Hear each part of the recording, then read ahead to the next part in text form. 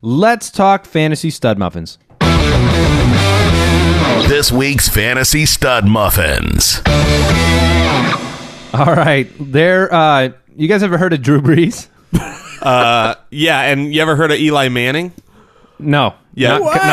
Not comparatively. Those two guys, I'm you want to kidding. know what I did this week? So I had a trade worked out to trade Cam Newton for Drew Brees. Straight up. Just straight across. I offered it, and then I wouldn't have done that. And then he, Which side you would not have done? I would not have traded Cam Newton for Drew Brees this week. I'm And not going so- to pretend. Yeah, and so Like I saw this coming. I thought about it, and the reason I was thinking about it, I was on Top Dog Stats looking at strength schedules. Drew Brees got a real nice playoff schedule. I thought about doing it for the long run, and then I was like, man, no, I'm You gonna. should have done that. Yeah, I'm gonna stick with that. What an idiot! I'm gonna play him this week because I also had Eli Manning on my team, so I'm gonna go ahead. I'm gonna play Cam Newton this week over now Drew Brees and Eli Manning. Those two guys. Hey, we haven't seen Cam. He might throw 8 tonight. Yeah, that's his normal MO. One of the most amazing games ever. 102 points scored, something like that. Yes. 52-49. Drew Brees, 40 completions, 511 yards, 7 touchdowns. Eli Manning, 30 completions, 350 yards, and 6 touchdowns. Unbelievable. Unbelievable game for fantasy owners. And if you were one of the people who ran into the buzzsaw that was Eli or Drew Brees, I'm sorry.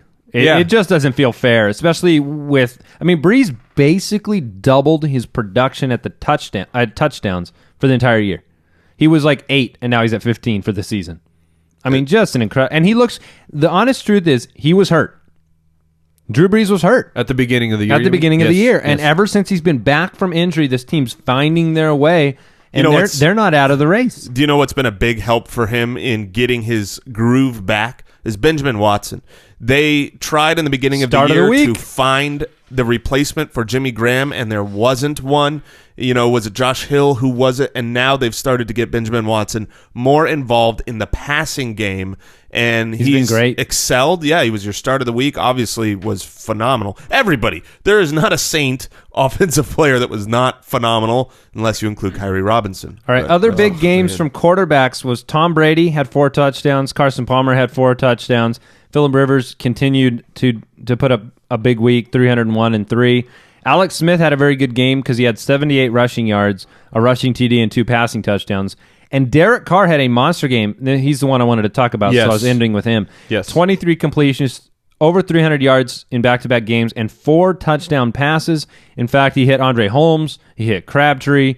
I think he hit Holmes twice, actually. Yes, he did. And then did you guys see the Taiwan Jones run? Yes, very nice. Taiwan Jones has been impressive because that speed to the edge, and he's a bigger, he's a taller guy. Kind of interesting to watch him run.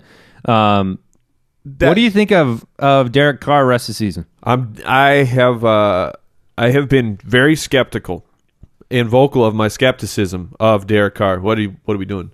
Send in the car. Yes. Send in the car. And I'm done. I'm done doubting Derek Carr, even in tougher matchups. The dude is slinging it. He's got you guys remember the back when we were growing up, and we would wear these T-shirts that said "No Fear" on them, yeah, and we were the coolest kids in our junior high in our No Fear gear. Well, I think Derek Carr's got that tattooed on his chest because that dude does not care, and he is getting it done in a serious way. I justified away the reasons why he was able to throw on San Diego.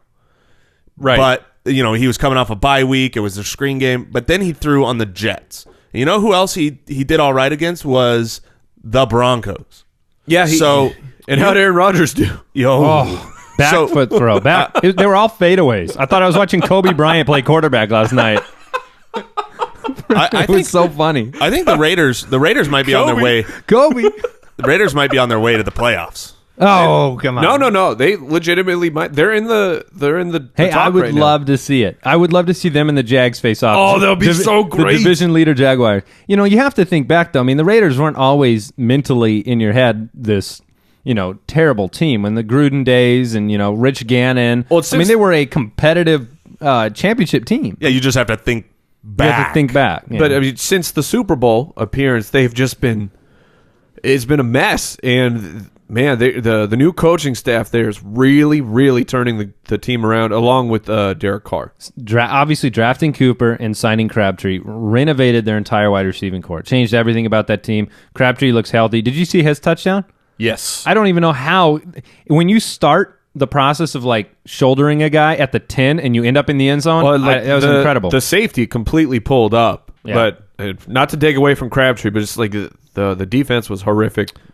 All right, well, let's go into the wide receivers here. Stud muffins at the wide receiver position. I want to mention Odell Beckham Jr. He had 3 touchdowns, including 2 that were essentially goal line runs. I mean, Yes. They weren't runs, but They ran through the air. and a 50-yarder. Obviously, there are going to be some benefits to having a guy throw 6 touchdown passes, and so Odell took 3 of them. Big game for him. I think for owners that saw 4 points from him last week, it was nice and reassuring for him to kind of be the wide receiver leader this week. Julio continued the trend, 12 for 162 and a touchdown. He's the number 1 guy right now, and he'll stay there. Tavon Austin. Whose start of the week was that? Yeah. That was your start of the week, Andy, baby. and that was a great call. 4 for 98 and a touchdown, and then 21 rushing yards and a rushing touchdown. And, he much like Carr, you do it long enough, and I'm on board. Right. Because he had enough double-digit weeks in succession. It's a stay-in-the-flame situation with Tavon Austin right now. Speaking of a bounce-back guy, A.J. Green had 11 for 118 and a touchdown. Anybody who bought into him, which you should have, we told you to do, he's A.J. Green. Everybody in the world had this narrative that was like, too many mouths to feed in Cincinnati. Well, You got one really big mouth. giant mouth. It's giant easy mouth. to throw a football in. Yeah. Right. Alshon, yeah, he 11 times. Demaryius Thomas had a big game. No touchdown, but 8 for 168 and looked like a monster. Not only was it so, it was no touchdowns by the hair of a butt, because that guy, like, if I'm a Thomas owner today, You would have lost your matchup with that touchdown. Yeah, so he got taken down, I believe, at the 3 or so, and then there was the little the quick out to him where he got about a half a yard, and the defense stood him up and pushed him out, and I was just sweating profusely. Your butt hairs were standing on end. Yes, at full attention. This is a terrible segment. All right. Alshon Jeffrey, 10 for 116 and a touchdown. Alshon being Alshon. No reason to doubt him. Rest of season, he's a monster. Just stay healthy, Alshon, please. Stefon Diggs, 6 for 95 and a touchdown. I was worried because about 3/4 of the way through this game, he was like 3 for 30. And I had told a lot of people in those flex decisions, like, To stay in the flames? I said, I lean Diggs in this one. I lean, Diggs over John Brown. Diggs over, all these guys. Well, over John Brown worked out very well. He could have been John 3 Brown, for 30 and John Brown outproduced burned people because there were a lot of people waiting to start him if he was active, because last week he was not much different of a situation with his hamstrings, but didn't even get it on the field. Brandon Cooks resurrected, or is this just 7 touchdowns? I think it's a circumstance of 7 touchdowns. Yeah, I agree. But still, big week for him. He's still a startable guy. It's just a matter of he hasn't been what we hoped all season long, which is just, and Marcus Colston should be on here. Marcus Colston had a huge game. He was like 112 and a touchdown.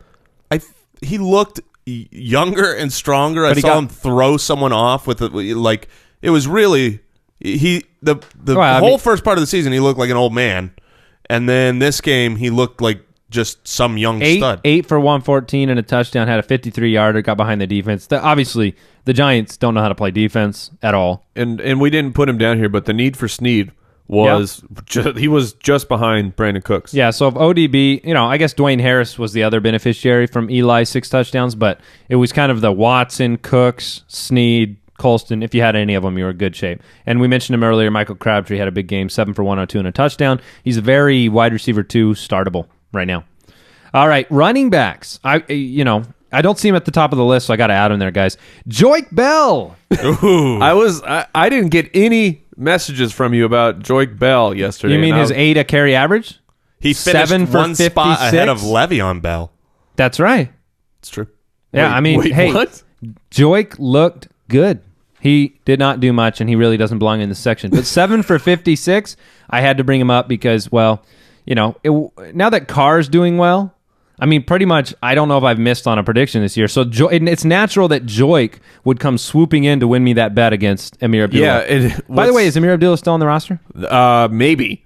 Maybe. I'm not sure. We're going to have to take a deeper look. But he's not still on my roster. Jim Bob Cooter came in and with the new offensive scheme, and clearly Jim Bob Cooter is a big fan of Joique Bell because Bell got the majority, or not majority, Riddick but did too. Got a bunch of carries. Riddick was in there.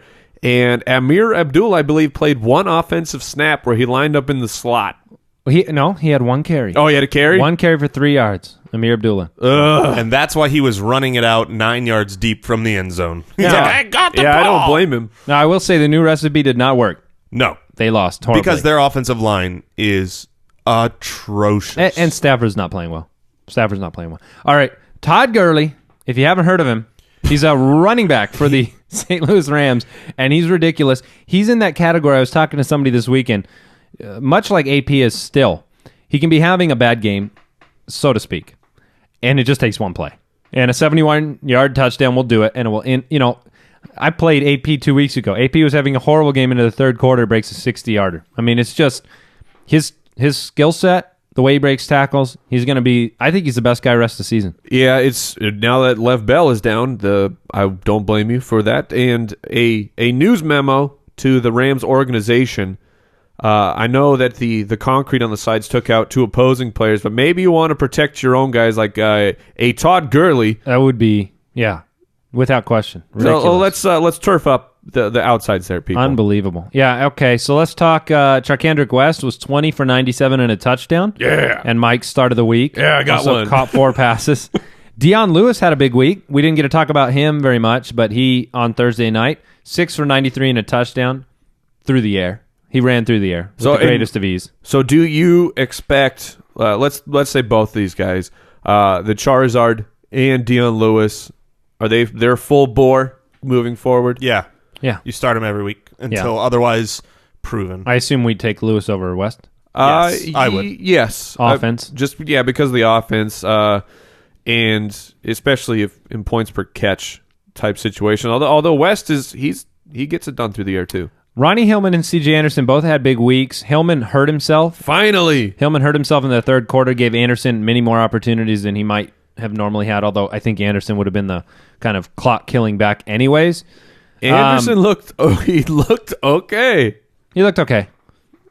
The Packers secondary, they lost. for a while, Matthews was out of the game. When they lost their 2 top DBs. Yeah, they did. Shields and I can't think of the other guy's name right now. Yeah, then they got worn down because the Packers offense couldn't get anything done, and so I don't know how much to make of it. Anderson didn't overly impress me. He ran through open holes towards the end zone, which is, that's what good was for a running back. That's what was missing before from the Broncos was wide open holes. So maybe have they figured something out on the offensive line? You guys buying into my thoughts that the Denver offense can get it together?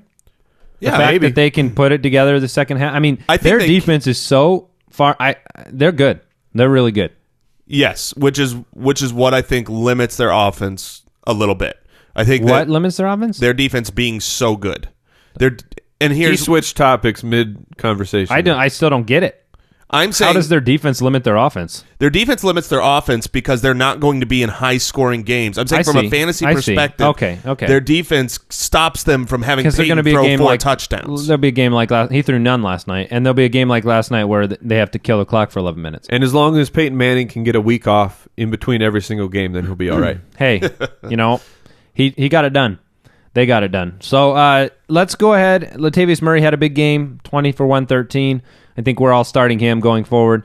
Tight ends. Another start of the week from Andy. I'll say it for you so you don't have Thank to toot you. your own horn there. I was pausing Benjamin because of that. Watson. We already 9 for 147 and a touchdown.